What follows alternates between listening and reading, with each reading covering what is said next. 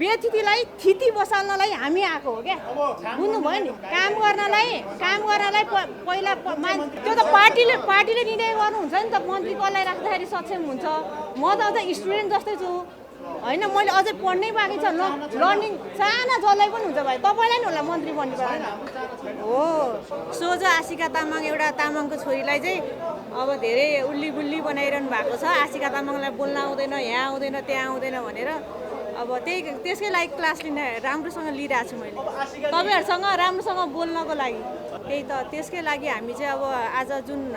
हाम्रो 2 दिने क्लास छ यो चाहिँ एकदमै फ्रुटफुल एकदमै राम्रो भइरहेको छ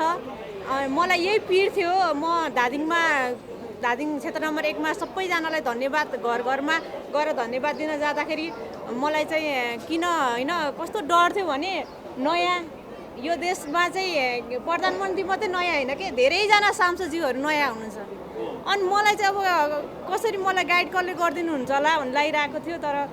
पार्टीमा यति राम्रोसँग चाहिँ उहाँहरूले चाहिँ योजना बनाएर यो क्लास ओरिएन्टेसन क्लास राखिदिनु भएको छ हामीले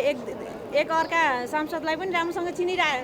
फेसल के भयो तपाईँको यो फेसबुकबाट मात्रै चिनेर भएन नि त होइन प्रत्यक्ष चिन्नु पर्यो नि को कस्तो भनेर यहाँ के छ भने सांसद भनेको ओन्ली स्पिकिङ बोल्ने मात्रै भन्ने छ सांसदको काम बोल्ने मात्रै हो त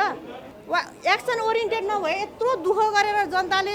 थमथमाएर बिचरा कति रुनुहुन्छ अँगालो हालेर रुनु भएको छ घर दैलोमा जाँदाखेरि अनि बोलेर मात्रै उहाँहरूको अनि त्यो पेट भरिन्छ विकास हुन्छ